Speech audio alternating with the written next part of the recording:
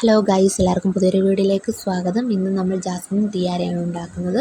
അതിനാവശ്യമായ പോളൻസും ജാസ്മിൻ ബഡ്സും ഇതേപോലെ ഒരു കമ്പി ആവശ്യമാണ്. ഒരു കമ്പി 1 രൂപ ആണ് അതിൻ്റെ വില. ഒരു കമ്പി രണ്ടായിട്ട് മടക്കിയതിന് ശേഷം അതിൻ്റെ രണ്ടറ്റത്തും ഓരോ ഹോള് ഇട്ട് കൊടുക്കണം. അത് നമ്മുടെ ഓരോ സ്ലൈഡും അതോ റിബണോ അറ്റാച്ച് ചെയ്യുന്ന രീതിയിലുള്ളൊരു ഹോള് വേണം ഇട്ട് കൊടുക്കാൻ. അതിനുശേഷം ജാസ്മിൻ ബഡ്സും പോളൻസും വേണം. ഇത് ഞാൻ വാങ്ങിയിരിക്കുന്നത് നമ്മുടെ തൊട്ടടുത്തുള്ള ഫാൻസി ഷോപ്പുകളിലാണ്. ഇത് മിക്ക ഫാൻസി ഷോപ്പുകളിൽ അവൈലബിൾ ആണ്. നമ്മുടെ ഈ വീഡിയോ കാണുന്നത് പോലെ അതിൻ്റെ എൻഡ് പോർഷനിൽ നിന്ന് കുറച്ച് സ്പേസ് ഇട്ടതിന് ശേഷം ഞാൻ 2 ജാസ്മിൻ ബഡ്സ് അഡ്ജസ്റ്റ് ചെയ്തിട്ട് നമ്മുടെ ഈ കമ്പിയില്ലേ, കമ്പി വേറെ ഒരെണ്ണം കൂടെ അഡീഷണൽ എടുക്കണം. അത് നമുക്ക് ചുറ്റി അഡ്ജസ്റ്റ് ചെയ്ത് കൊടുക്കാൻ വേണ്ടിയിട്ടാണ് നമ്മൾ അഡീഷണൽ ഒരു കമ്പി ഉപയോഗിക്കുന്നത്.